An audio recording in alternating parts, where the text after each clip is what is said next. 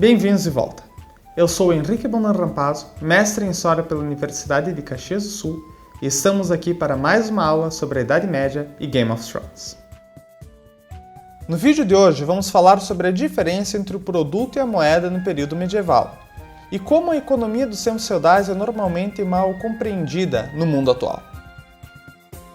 A sociedade feudal, fundamentalmente, é uma sociedade agrária, ou seja, que vive do campo e da colheita de alimentos. Como vimos na aula passada, ela tomou esse aspecto com a dissolução do Império Romano. Contudo, outra consequência dessa queda foi a diminuição do comércio. Onde antes passavam caravanas em ruas romanas de um lado do mundo a outro, agora não havia mais sequer estradas, e bandidos e saqueadores tornavam o comércio muito difícil. Assim, era necessário que, em seu isolamento, cada feudo suprisse suas próprias necessidades. Portanto, a moeda não tinha mais valor, sendo que era apenas um pedaço de metal sem utilidade prática. Tinha valor agora a terra, que poderia ser usada para plantar e colher, e os alimentos, que poderiam ser utilizados para alimentar o povo e soldados, que mantinham o poder do Senhor. Portanto, o dinheiro, ainda que não tenha desaparecido, perdera muito de seu valor, e foi usado apenas de forma escassa em algumas situações de exceção, pertencendo exclusivamente a um pequeno grupo de poderosos nobres. Vejamos agora uma cena de seriado onde, apesar da moeda estar envolvida, vimos a grande importância da comida. Gods, boy, that's enough. We're not in a tavern. Pardon me. No need to speak. Are there any figs? Fetch some. I always take figs mid-afternoon. They help move the bowels. To what do I owe this summons? Thank you for seeing me, my lady. I had hoped we might discuss a few financial matters. I climbed all those steps to discuss financial matters. It's the royal wedding. I'm told you had a hand in planning it. Naturally. It's shaping up to be a very involved affair. The word extravagant has been used. What good is the word extravagant if it can't be used to describe a royal wedding? I understand that. Good. But as master of coin, it falls upon me to calculate the cost for the crown. As of now, it's a huge expense. And? And we're at war, Lady Olenna. Oh, I nearly forgotten. Yes, and maintaining supply I lines. think how it slipped my mind.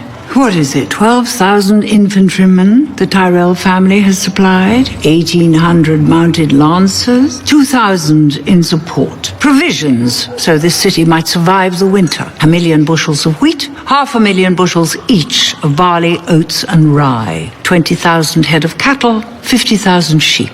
You don't have to lecture me about wartime expenses. I'm quite familiar with them. And we are so grateful for your contributions, which are necessary for the preservation of the realm. As is a royal wedding. The people are hungry for more than just food. They crave distractions. And if we don't provide them, they'll create their own. And their distractions are likely to end with us being torn to pieces. A royal wedding is much safer, wouldn't you say? I would. And traditionally paid for by the royal family. I was told you were drunk, impertinent, and thoroughly debauched. You can imagine my disappointment at finding nothing but a browbeaten bookkeeper. Where did you go for them? Volantis? My lady. Oh, very well. I won't have it said the House Tyrell refuses to play its part. We'll pay for half the expenses and the celebrations will go on as planned. Is that sufficient? Quite sufficient, thank you. Very good then. That's settled. Good day.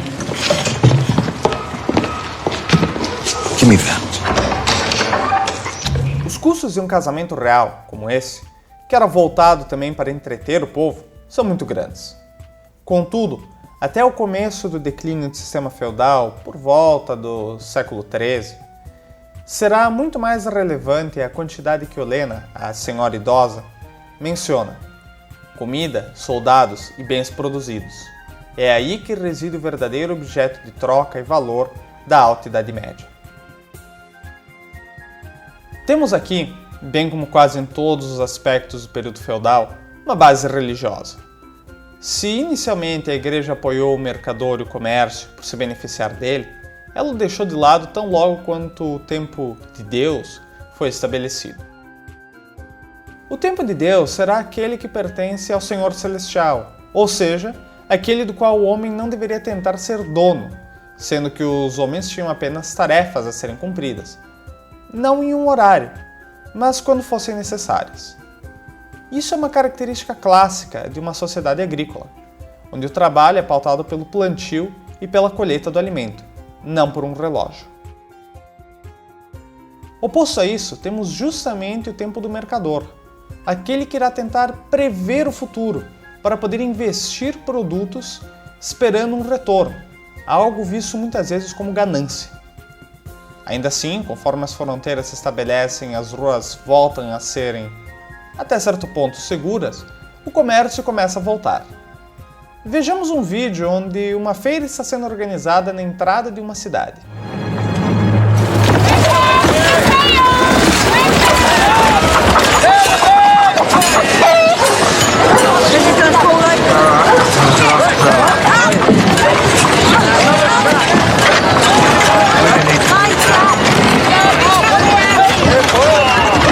Out of the way.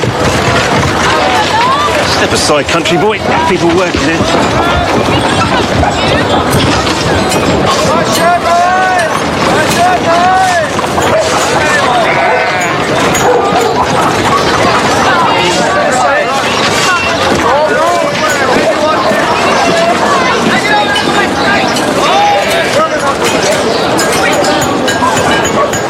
Aqui vemos o local que marcou o início do fim do período feudal, a cidade.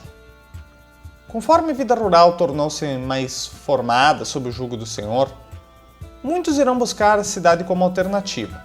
Lá, as taxas são menores, as obrigações feudais não são aplicadas da mesma maneira e se pode encontrar as primeiras feiras, onde, conforme o comércio voltava à proeminência, vendiam-se os produtos excessivos de cada feudo. Dessa forma, a feira que vemos na série, com diversas frutas e mercadores, com diversos cereais e uma movimentada atmosfera, não será comum no início da Idade Média, mas marcará o início de seu fim. No século XII, com as cruzadas e a expansão das cidades, novos produtos virão para o ocidente feudal. A partir deles, a relação de subsistência de cada feudo vai se modificar. Como o nobre poderia conseguir um produto que ele não tinha como produzir? Assim, o comércio começará a renascer, lentamente, a partir da virada do século de 1100 para 1200, como nos diz o historiador francês Jacques Le Goff. Com essa expansão, alguns setores, como o têxtil e roupas, irão se expandir além da produção local, com foco na venda nas feiras que se formavam. A partir daí, o dinheiro voltará a tomar força. Se até então a moeda não tinha um valor prático, ela volta a ser cunhada aos poucos nas cidades e volta a ter esse valor prático ao regular os preços dos novos produtos, sejam eles produzidos dentro ou fora do feudo. Mesmo na esfera religiosa, com as doações dos comerciantes para a construção de grandes catedrais, a igreja irá, até certo ponto, aliviar sua pregação contra o comércio e o dinheiro. Por hora, ficaremos por aqui. Espero que todos tenham tido um bom proveito da aula e fiquem ligados. Na próxima aula, vamos falar sobre os bancos e dinheiro na Idade Média. Tenham um ótimo dia e até a próxima!